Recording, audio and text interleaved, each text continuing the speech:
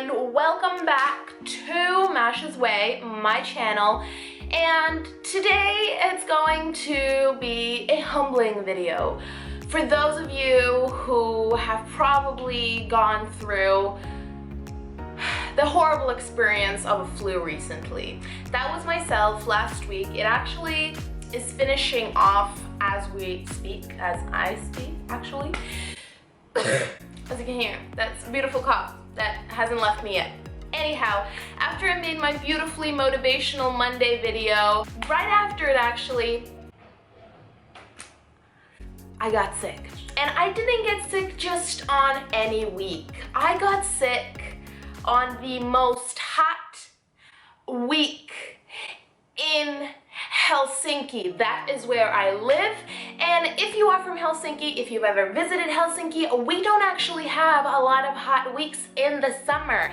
So for me to have missed the hottest week of the summer when I could have been getting that vitamin D, that tan, I was in bed right here during those desperate times when I was saddened by the fact that I can not film and not keep up with the videos that I so love doing and so many other things that I love doing I could no longer do anyways. I was laying there and I was thinking, Maria, you're a positive, cheery person. What may be the silver lining of this situation right here?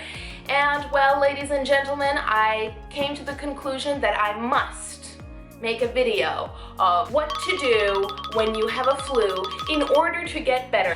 I am a firm believer in the saying, a flu without medicine will take you 7 days and a flu with medicine will take you a week. I think that still holds true, but you can ease your symptoms during that week of the flu, and that is what I do. I have 4 solid ways in which I feel my best during a flu.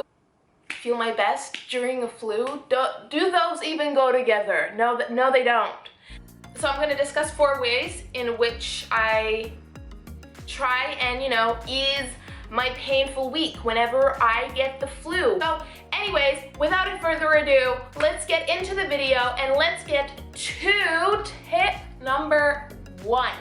We are now in my kitchen, my handy dandy kitchen, and the first tip actually includes this flu tea, but really it's just a sort of antioxidant immune boosting tea, so you can drink it pretty much whenever you need a little bit of that boost. But with this comes a few things. So yes, tea is good. This one especially, it helps me a lot. But just keeping up with the fluids is so important when you're sick. So always, always, always drink loads to flush your system out. For this tea that I usually make, I have a lemon, which I usually squeeze half of the lemon for 1 tea. Ginger, turmeric, and cinnamon. Now, cleansing,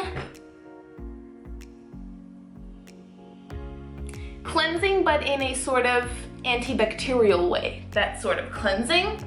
Turmeric, same sort of thing. And also it brings down inflammation so good. Also cinnamon. So I'm just gonna chop up ginger into thin slices, and for this tea we're going to be using this thing, a pot, and we pop these in here. Oh, there's more. So because we let it brew in here and then we fill it up with liquid, so then it sits and it's all very nice once it is done. And then I don't have a lemon squeezer, so I do it with hand.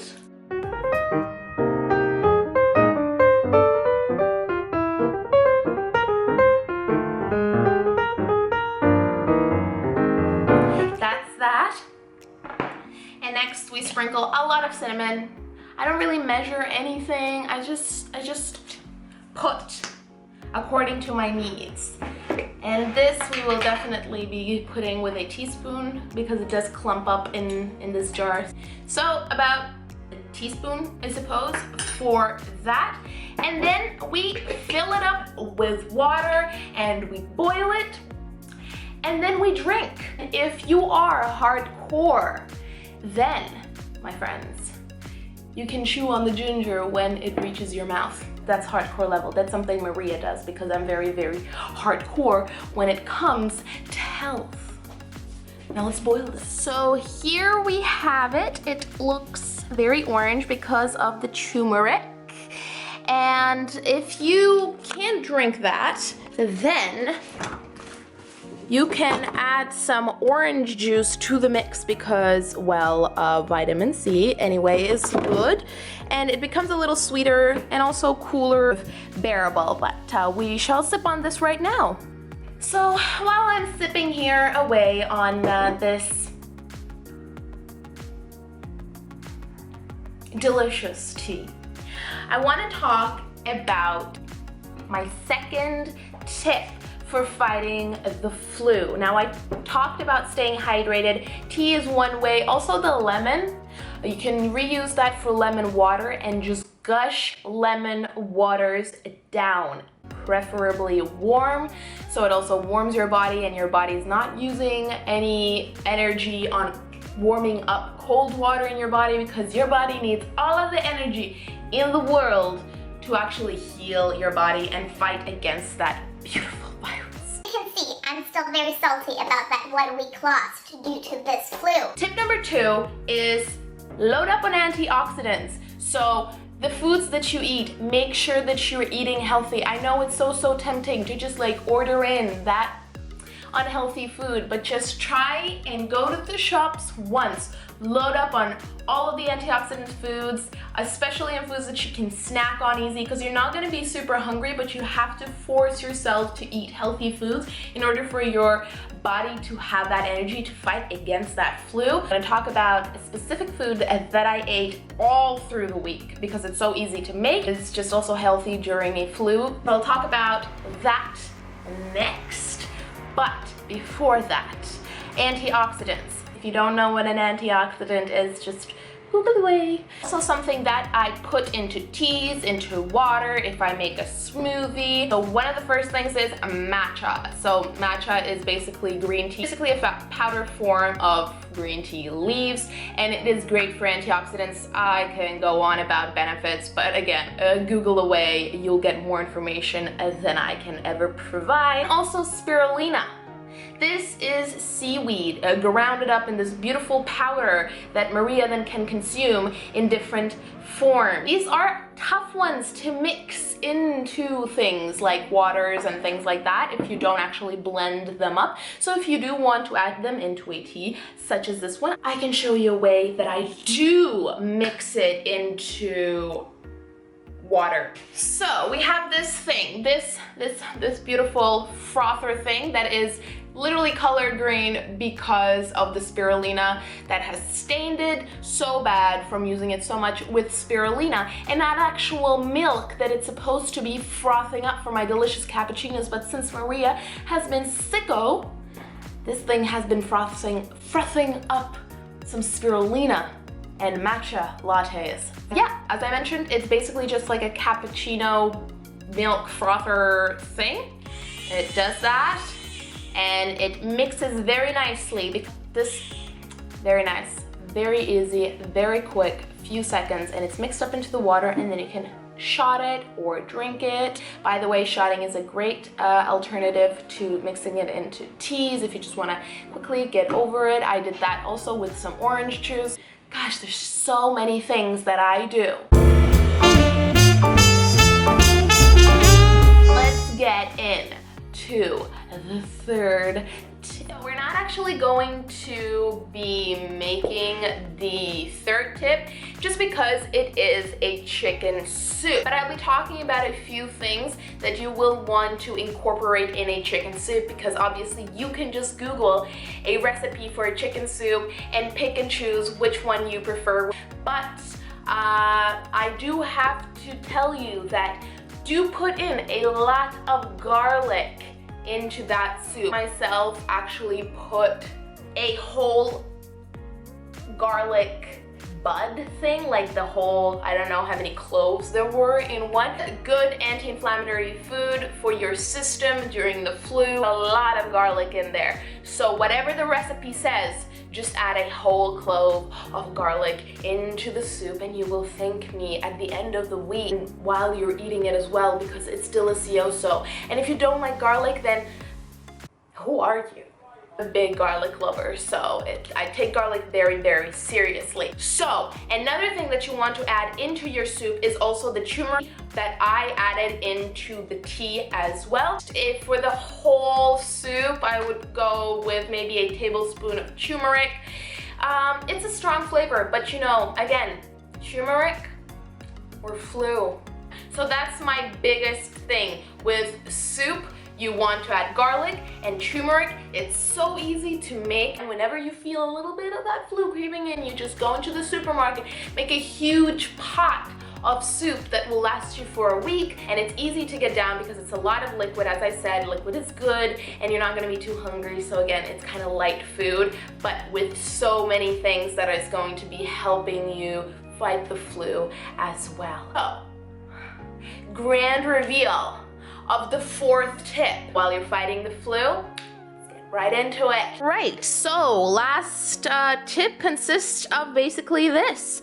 A tub of water, which is super steaming hot, and I mean literally has to be steaming for it to work, and some bath salts. These are especially for your feet because we will be dumping our feet into these. The thing with this is during the flu, you have to stay warm because, as I mentioned earlier, your body is trying to fight a flu, so it's using all of the energy that it has in the body to actually fight the flu. So by keeping warm, your body isn't going to use any of its energy to warm itself up, therefore having more energy to fight the flu. So therefore we need to keep ourselves warm. So we can warm our feet in this, and the bath salts just make it very nice. You know, usually I have a Lush sort of balm to put in the water, but when I got sick, I was out of them. I didn't have energy to go into a Lush and find myself a balm, so I resorted to what I had at home. Oh, there we go, it's finishing because I used it so freaking much during this whole week.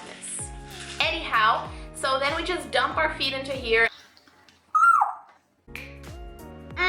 It's very, very hot, but that's how it's supposed to be because that's when it's going to do its job.